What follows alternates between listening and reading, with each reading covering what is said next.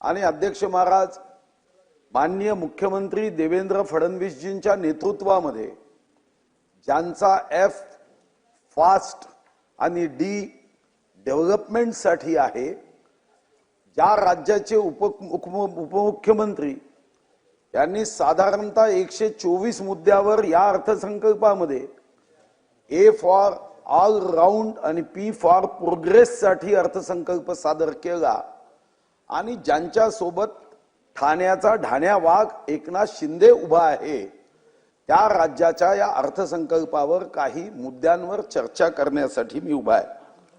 अध्यक्ष महाराज, जेव्हा आपण राज्याच्या अर्थव्यवस्थेचा विचार करतो तेव्हा एका गोष्टीचा या राज्याचा एक नागरिक म्हणून प्रत्येकाला अभिमान वाटावा, ही राज्याच्या अर्थव्यवस्थेची निश्चित प्रगती आहे। महाराष्ट्राचं अध्यक्ष महाराज स्थूल राज्य उत्पन्न हे या देशातल्या 28 राज्यापैकी सर्वात जास्त स्थूल उत्पन्न आहे। महाराष्ट्राचं 23-24 करता सांकेतिक स्थूल राज्य उत्पन्न 40,55,847 कोटी। अध्यक्ष महाराज, आमच्या खालती जेव्हा जे राज्य आहे ते 27,21,571 कोटी, म्हणजे 13 लक्ष कोटींनी महाराष्ट्र या देशात इतर राज्यांपेक्षा स्थूल उत्पन्नामध्ये पुढे आहे। राजस्थान सारखं राज्य जन्माला आलं तेव्हापासून आजपर्यंत जेवढं आमचं 5 वर्षाचं राज्य स्थूल उत्पन्न वाढतं तेवढं आजपर्यंत त्यांचं एकूण वाढू शकलं नाही। आणि याला जर काही कारण असेल तर या महाराष्ट्राचं दैवत छत्रपती शिवाजी महाराज, ज्यांच्या नावामध्ये आमच्या सर्वांना एक ऊर्जा प्राप्त होते। आणि महाराष्ट्राचा कामगार असेल, शेतकरी असेल, कर्मचारी असेल, व्यापारी असेल, उद्योजक असेल, तो आपापल्या परीने कष्ट करतो, योगदान देतो आणि या राज्याच्या प्रगतीमध्ये सरकारला साथ देतो। आणि म्हणून त्याही सर्व अर्थव्यवस्थेमध्ये मदत करणाऱ्यांचं मी अभिनंदन करेन। एक गोष्ट खरी आहे अध्यक्ष महाराज, की अर्थसंकल्पामध्ये सर्व प्रश्न सुटणार अशी अपेक्षा मीही करत नाही।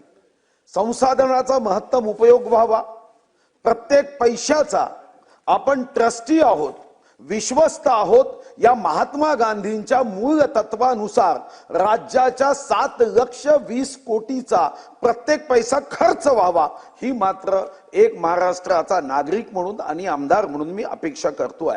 सारे प्रश्न सुटलेत तर निवडणूक आयोगही बरखास्त करावं लागेल, निवडणुका घेणंही बंद करावं लागेल। पण सारे प्रश्न जरी सुटत नसले तरी एका गोष्टीकडे सन्माननीय अर्थमंत्र्यांचं मी लक्ष वेधेन, धीरे धीरे उदासीनता वाढते। जेव्हा ही अर्थसंकल्पावर चर्चा व्हायची, अध्यक्ष महाराज, तुमच्या उजव्या बाजूला सारे महत्वपूर्ण अधिकारी बसून असायचे। मी मगापासून बघतोय की धीरे धीरे ते रिकाम होते। या विधानसभेत चर्चा होते, यामध्ये काही मुद्दे येतात, या मुद्द्यावर आपलं काही कर्तव्य आहे, ते मुद्दे सोडवण्याची जबाबदारी आहे। 7वं वेतन आयोग आपण घेतोय, 2,80,000 कोटी हे राज्याच्या जनतेच्या कष्टाचा पैसा हा आपल्याला दिला जातोय। पण आपली जबाबदारी काय याचा विसर जर पडला असेल तर माननीय उपमुख्यमंत्री महोदयांना माझी आग्रहाची विनंती आहे की त्यांनी या गोष्टींनी लक्ष दिलं पाहिजे। आपण जेव्हा अध्यक्ष महाराज विश्वगौरव, देशगौरव, गरीबों के मसीहा नरेंद्र मोदींचं नाव घेतो तर त्यांच्या विचारावर आपल्याला राज्य पुढे न्यायचं आहे। जपानची ही लोकसंख्या आपल्या बरोबरीने आहे, 12,33,01,614, त्यांचं क्षेत्रफळ सुद्धा 3,77,974। भूकंप आहे, सुनामी आहे, ज्वालामुखी आहे, पण आपले किती पुढे आहे। जेव्हा बजेट वाचलं जातं तेव्हा मुंबईच्या आसपासचा कोणताही प्रकल्प असेल तर काय सांगितलं जातं, जपानच्या कॉन्ट्रॅक्टरांनी केला, जपानच्या टेक्नॉलॉजीमध्ये हा होतोय। अरे कधीतरी महाराष्ट्राच्या चंद्रपूर जिल्ह्याचा एखादा उद्योगपती तो करतो आहे, हा भाव तिथं नाही। आणि ही मात्र गोष्ट लक्षात घेऊन या महाराष्ट्राच्या अमृत महोत्सवी वर्षाचा विचार करत पुढच्या 10 वर्षाचा आराखडा हा मात्र अर्थसंकल्पामध्ये डोकावला गेला पाहिजे। आणि ही आपली अध्यक्ष महाराज जबाबदारी आहे।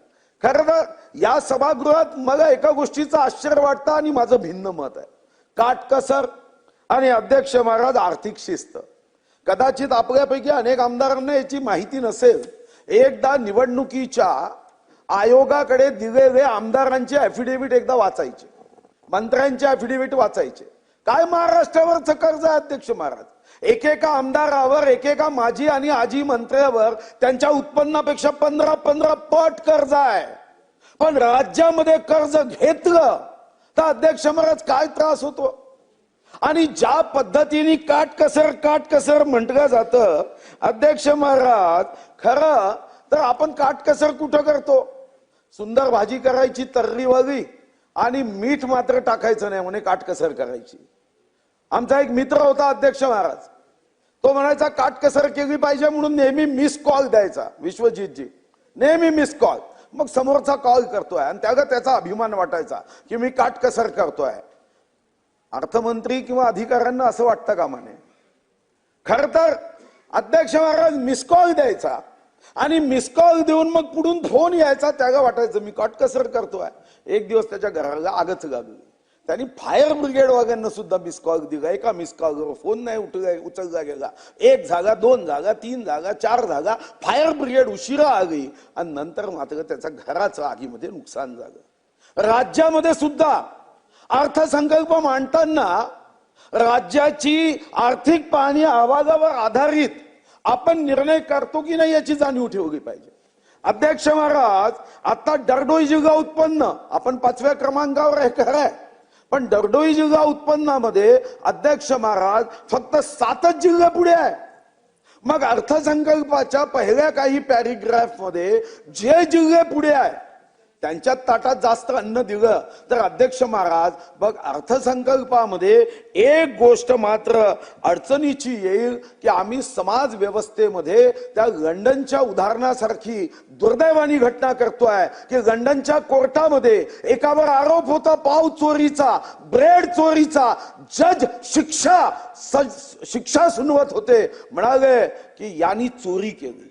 पोटाची भूक शमवण्यासाठी अध्यक्ष महाराज यांनी ब्रेडची चोरी केली, याला 1 पाऊंड दंड. आणि 1 मिनिट थांबून तिथं बसलेल्यांकडे पाहून म्हणाले की 1 पाऊंड दंड याला करतोय, पण तुम्ही या समाजामध्ये अशी व्यवस्था निर्माण केली की याला ब्रेडची चोरी करावी लागताय, तुम्हाला 10 पाऊंड दंड होईल. आज तुम्ही महाराष्ट्राच्या प्रगतीमध्ये समतोल विकास अध्यक्ष महाराज ज्याच्या मुद्द्यावर मी येणार आहे. अध्यक्ष महाराज, हा समतोल विकास मात्र बघण्याची आवश्यकता आहे. जर आम्ही समतोल विकासामध्ये कमी पडलो तर अध्यक्ष महाराज निश्चितपणे तो कोर्टाचा, लंडन कोर्टाचा जज तर येणार नाही, पण सामान्य माणूस मात्र शिक्षा देताना आम्हाला सुद्धा 10 पाऊंड दंड करेल.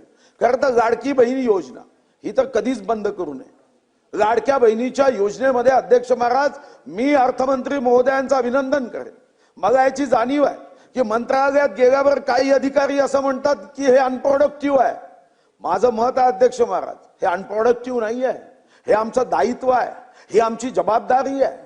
2,52,00,000 महिलांना आपण पैसे देताना आपण 50दा विचार करतो, 50दा. आणि मी पुढे आकडे देईल अध्यक्ष महाराज, दरवर्षी मात्र दिलंच पाहिजे. कर्मचाऱ्यांनाही परिवार आहे, पण त्यांना पैसे देताना मग कोणी आकडे मोजत नाही.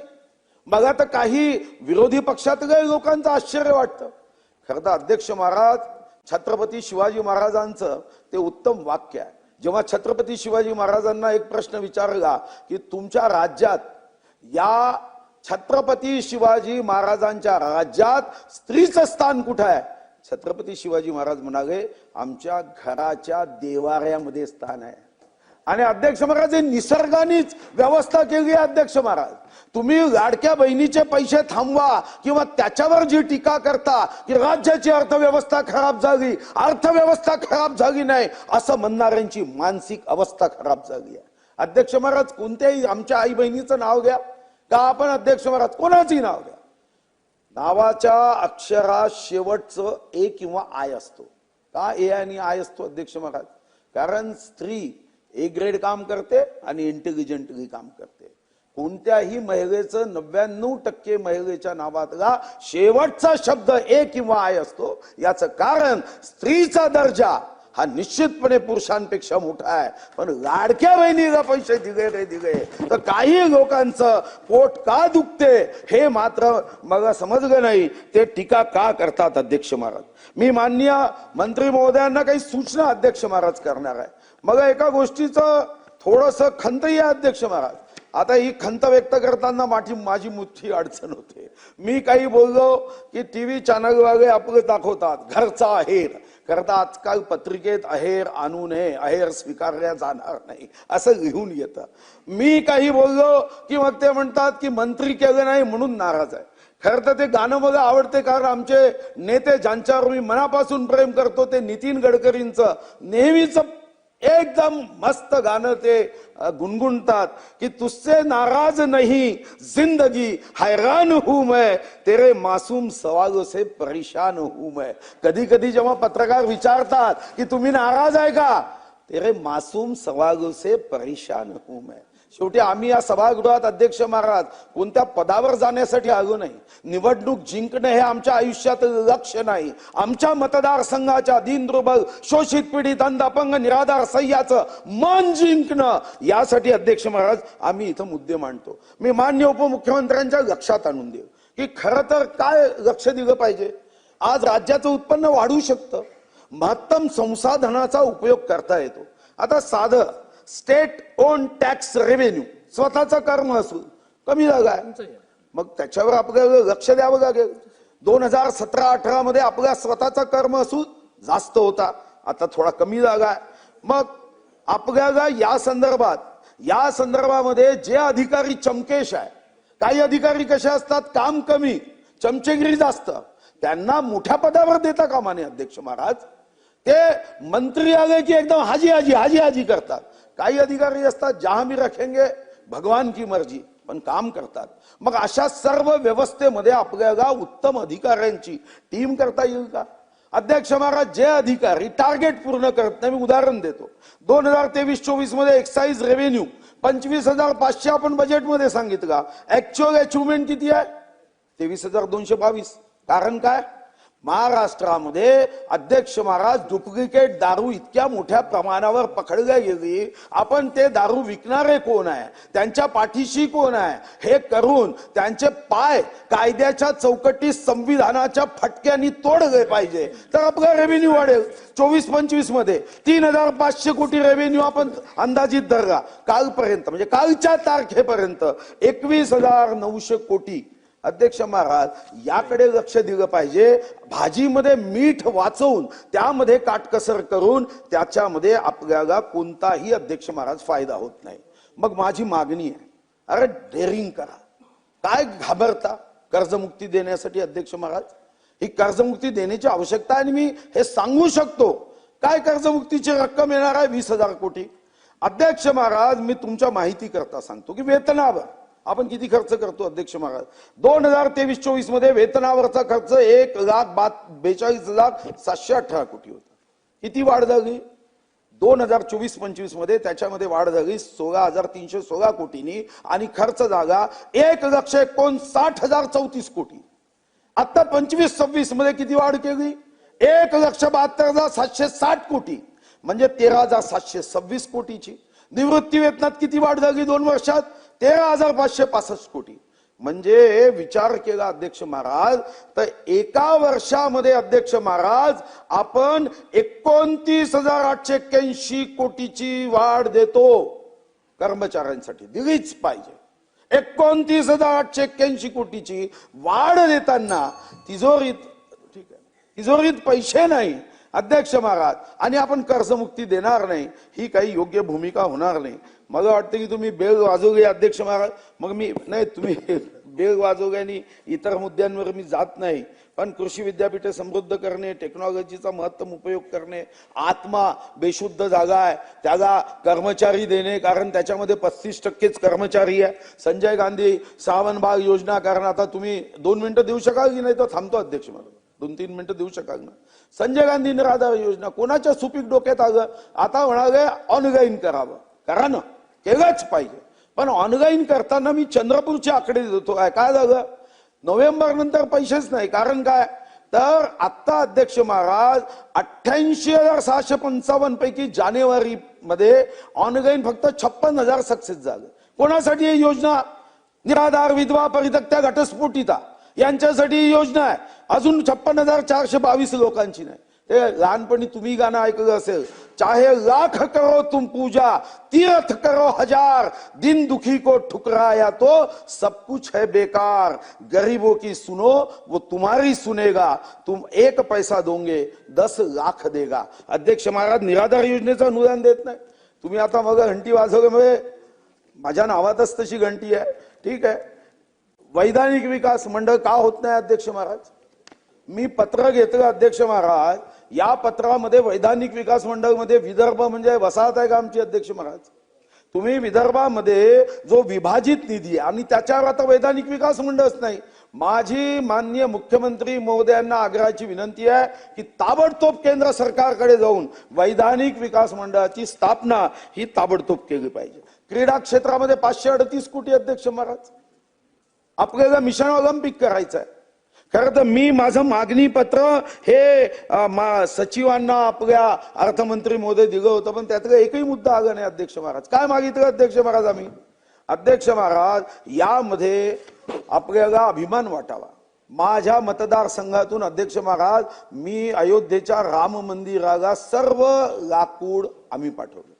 संसदेमध्ये कोणताही खासदार कोणत्याही रंगाचा, पक्षाचा, पंथाचा, जातीचा, धर्माचा असू द्या, संसद भवनाचा प्रत्येक दरवाजा, मी जाऊ शकलो नाही त्या दरवाजातून, पण दरवाजा मात्र आम्ही तयार केला. पीएमओ ऑफिस हे पूर्णपणे आम्ही तयार करतोय. काय मागणी केली? एक 10 एकर जागा आम्ही घेतली. Furniture, FIDC furniture industrial development corporation, forest industrial 75 कोटी मागितले. अधिकाऱ्यांनी दिलेच नाही अध्यक्ष महाराज. का नाही दिले? तुम्ही जर हे दिलं असतं तर आम्ही 500-500 कोटीचा एक्सपोर्ट फर्निचरचा केला असता आम्ही, पण नाही दिले अध्यक्ष महाराज. तुम्ही एकीकडे गडचिरोलीला 500 कोटी रुपये रस्त्यासाठी दिले, बाकीच्यांना दिले नाही. निश्चितपणे दिलं पाहिजे, पण 500 कोटी देताना तिथं स्किल वर्कर लागण्यासाठी मुलगा पॉलिटेक्निकचं पत्र दिलं, आलंच नाही. मिशन ऑलिम्पिक आलं नाही. अध्यक्ष महाराज, इकडे पर्यटनासाठी 10 वर्षासाठी आपण 1 लाख कोटीची घोषणा केली. ताडोबा हे आंतरराष्ट्रीय पर्यटन क्षेत्र अध्यक्ष महाराज आता केलं नाही. आणि अध्यक्ष महाराज, हे खरं आहे की महाराष्ट्र थांबणार नाही, पण यासाठी काही गोष्टींकडे मी लक्ष वेधू इच्छितो. आपण निश्चितपणे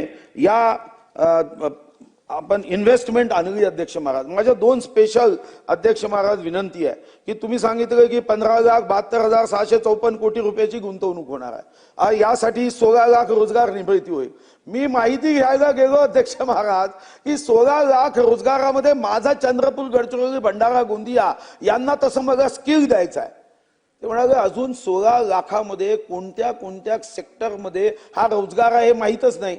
माझी विनंती आहे की याच्यामध्ये तुम्ही हा रोजगार जो तुम्ही देणार आहात यामध्ये सांगा ना, डिप्लोमा होल्डर किती आहे, मेकॅनिकल इंजिनियर किती आहे, सिव्हिल इंजिनियर किती आहे, त्यामध्ये आपल्याला अध्यक्ष महाराज किती ग्रॅज्युएट लागणार आहे, किती चार्टर्ड अकाउंटंट लागणार आहे, किती ITI लागणार आहे अध्यक्ष महाराज, ते मात्र दिलं नाही. वेळेच्या अभावी शेवटचा एक मुद्दा मांडतो अध्यक्ष महाराजांनी, मी थांबतो. अध्यक्ष महाराज, आपण खनिज साठा आपल्या राज्यातल्या 3,07,713 स्क्वेअर किलोमीटर मध्ये 58,000 चौरस किलोमीटर हा अध्यक्ष महाराज खनिज साठा आहे. 60% हा नागपूर विभागात आहे आणि त्यामध्ये चंद्रपूर, गडचिरोली आहे. चंद्रपूर, नागपूर, यवतमाळ 16,537 कोटी किमतीचा तर कोळसा आम्ही देतो. पण अध्यक्ष महाराज, आमच्या या भागाकडे, या अर्थसंकल्पाकडे विशेष लक्ष द्यावं ही अर्थमंत्री म्हणून माझी आग्रहाची मागणी आहे. शक्तीपीठ करा, पण शक्तीपीठ करताना आज तुम्ही 86,300 कोटीचा शक्तीपीठ सांगितलं, केलाच पाहिजे, पण कधी? पहिल्यांदा महाराष्ट्राच्या पांधन रस्त्याला पैसे द्या ना. तुम्ही नॅशनल स्तरावर जा आणि आपण पंतप्रधान मोदयांना भेटू नये पैसे वाचवायचे, ते पैसे आपण वाचवत नाही. एक शेवटचा मुद्दा सांगून मी थांबवतो अध्यक्ष महाराज, की आता इथं अधिकाऱ्यांना एकदा नाही 5-5दा मी सांगितलं की वित्त आयोगाचे पैसेच येत नाहीये. आज वित्त आयोगाने अध्यक्ष महाराज, त्यामुळे काय झालं अध्यक्ष महाराज, आता महाराष्ट्राच्या नगर विकास विभागाला वित्त आयोग पैसे देत नाही. का देत नाही अध्यक्ष महाराज? काय विचित्र कारण सांगतात. म्हणाले वित्त आयोगाने ज्या ठिकाणी स्थानिक स्वराज्य संस्थाच्या निवडणुका राज्य सरकार घेत नाही तिथं आम्ही फुटी कवडी देणार नाही. अध्यक्ष महाराज, आम्ही सरकार निवडणुका घ्यायला तयार आहे, कोर्ट देत नाही, कोर्टाने थांबवलाय, मग आमचे पैसे तुम्ही थांबवणार का? हे अध्यक्ष महाराज काय चालू आहे? अध्यक्ष महाराज, आमच्या जिल्ह्यामध्ये 27 कोटी 45 लाख हे 20-21 मध्ये आले आणि आता शून्य, या वर्षी शून्य, मागच्या वर्षी अर्धा आगा, पैसे बंद झाले. मग यामधली स्वच्छता, आरोग्य, दिवाबत्ती अडचणी येत नाही? मग आपल्याला याच्यावर अध्यक्ष महाराज काही प्रयत्न करायचा नाहीये?